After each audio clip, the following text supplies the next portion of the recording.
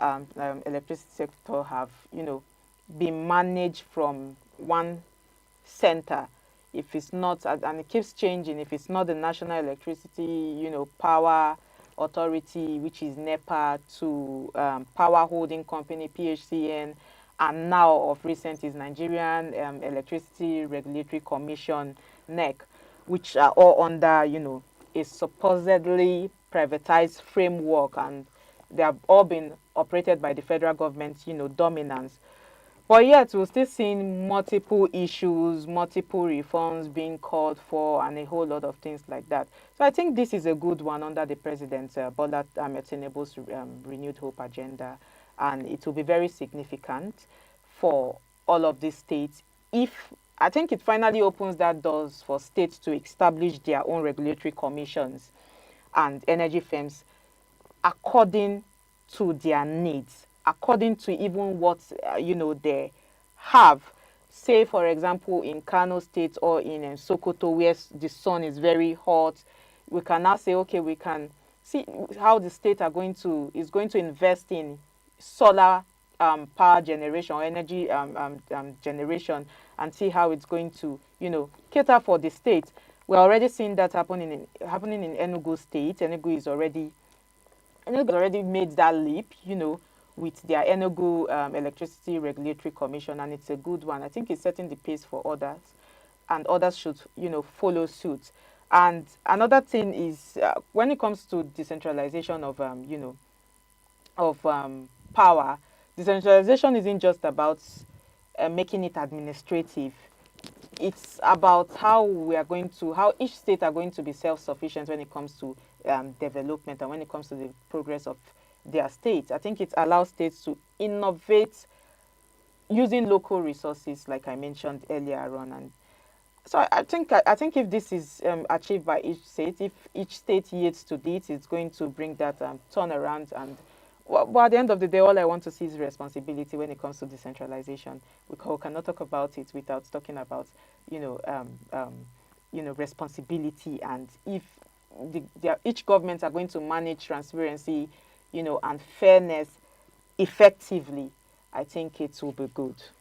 Cynthia, I'm not sure that I need to add any other thing to what you've said, because you've said a whole lot, and that stands. Plus, time is no longer on our side, and we have to take a break to bring us up to speed with the discussion segment. But before we do that, let's look at the headlines we brought your way again. Started with Malawi declares state of catastrophe over worsening food crisis. And Senegal to cut energy prices amid social tensions and markets react. But you also heard that PayPal partners with OpenAI to power payments on ChatGPT.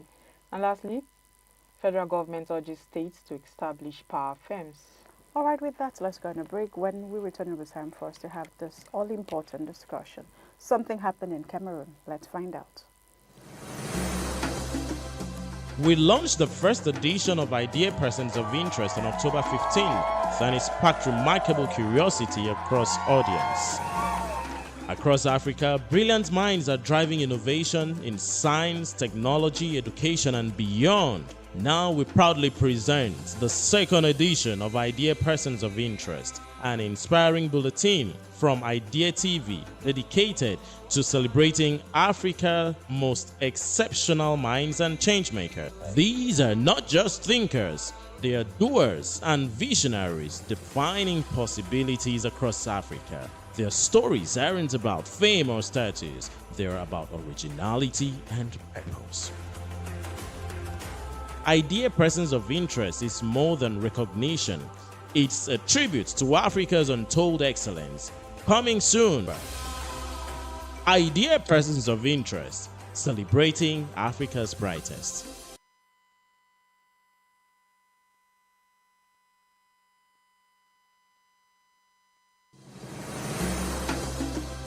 We launched the first edition of Idea Persons of Interest on October 15th, and it sparked remarkable curiosity across audience. Across Africa, brilliant minds are driving innovation in science, technology, education, and beyond. Now we proudly present the second edition of Idea Persons of Interest, an inspiring bulletin from Idea TV dedicated to celebrating Africa's most exceptional minds and changemakers. These are not just thinkers, they are doers and visionaries defining possibilities across Africa. Their stories aren't about fame or status, they're about originality and purpose. Idea Persons of Interest is more than recognition. It's a tribute to Africa's untold excellence. Coming soon. Idea Persons of Interest, celebrating.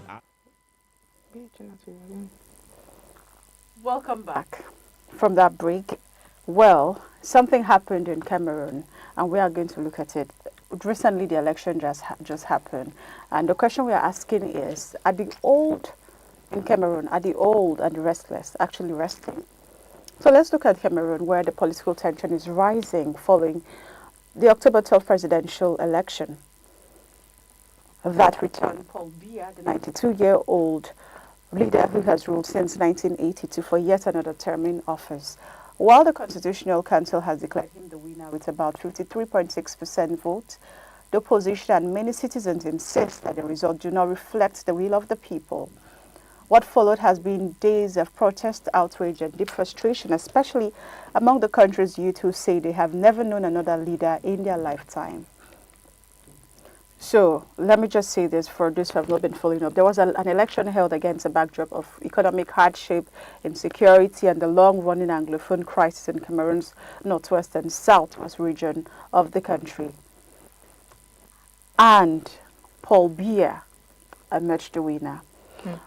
Cynthia, I showed you some tweets, and I'd just like us to read because I think it captures some of the things you would see. And one of the things here is from Africa First. This was posted by Africa First. It says that in 1988, Arsene Wenger discovered George Weah while he was playing for Tonnerre, Yaoundé in Cameroon, and arranged his £12,000 transfer to Monaco. At the time, Paul Biya was the president of Cameroon. Years later, George Weah became the president of Liberia, left office, while Paul Biya is still the president of Cameroon. And I mean, this and many more are what the young people in Cameroon are saying. They are wondering, how is this possible? There are people who said since they were born, they've gotten old, they've gotten married, some even have grandchildren now, and they've had one president. There's a whole lot of narratives out there, and I'm just wondering, how is it? We are seeing videos of protests ongoing. I'm telling you, all over the internet, I've been seeing so many comparisons, so many. I mean, I saw one about Nigeria and since Muhammad Buhari. I mean, in 1983 to 1985, it was Paul Biya. To, different phases and different times of our own rulership. And then some people were saying, Nigeria, try you. And this Nigeria's own is, better. Up until now, 2025, we have President Bola Tinubu and we still have Paul Biya. I mean, Shonikon came in. Paul Biya was there, Goodluck Jonathan came. I mean, go like that, Sonia Abacha and all of those people came in and it was still Paul Biya. And it is still Paul Biya until this point in time. There's another tweet here that says, this is Paul Biya. His picture is there. He can hardly stand. I think this is a picture from, it's a recent picture, yeah. Yes. He can hardly stand up these days because he's 91. Amazingly, he just won the elections in Cameroon for an 8th term. For some reason, the lovers of democracy have nothing to say about this. I mean, this stuff cuts deep. Very deep. Since I know the funny thing, I've seen videos of Paul Biya going for events. I've seen videos of Paul Biya going out for events, going to make speeches, and you could just tell that he has served. Yes. If he were my grandfather, I would want him to rest. But you could still see him. I mean, somebody said something that showed me. They said, he's even aware that he won the election. He's even aware that he won this election. Because he looks tired. He looks stressed. No. I think he needs to rest. And so I don't know whatever is the driving force for him, continuing to go ahead with the election. But seeing the reception from the people, you already know that, the time is up. I'm even seeing that even his daughter do not, support of his daughter actually came out to make a video, even though she came back later to apologize. But she had made that video that no, people should not vote for her father. And now They're still seeing that same father coming. I've seen videos where Paul Biya is on stage and they're asking him a question and he's like, oh, he just keeps. So you could just tell that a lot is happening. And if, like I said, if he were my grandfather, I'd like him to rest. But what is really the challenge? I want us to look at this critically, because there was, okay.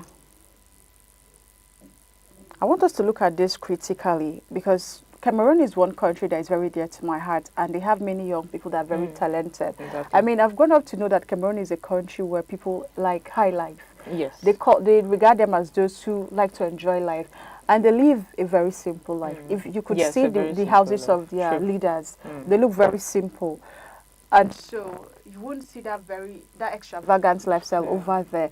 But then when you come to their political landscape, you realize that they still face a lot of challenges, and so when this result was announced, it triggered a widespread demonstration in cities of Yaoundé and Douala. You're seeing young people come out to protest. I even saw a video of an old man who was crying.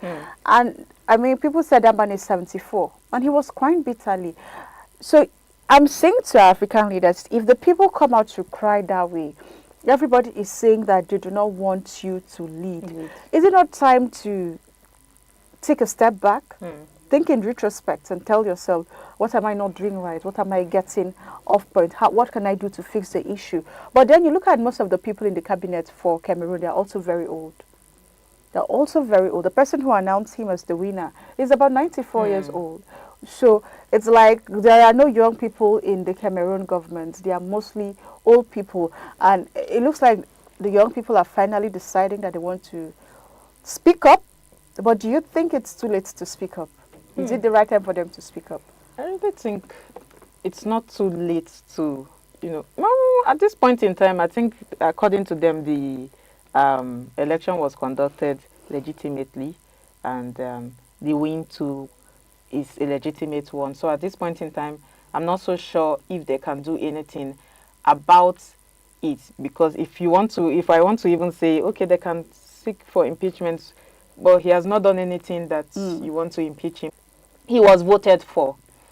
Like you said, I don't know what... the young people also say that they did not vote for him. For him. If you go on and you see that they are saying that, no, there was rigging in the election. That's what they are writing all over social media. That this is not the outcome of that election, and so they are demanding a change. But we must also take it... Okay. Is the generational issue with African countries.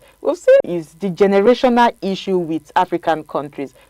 this in Equatorial Guinea too, so with Tedro Obiang.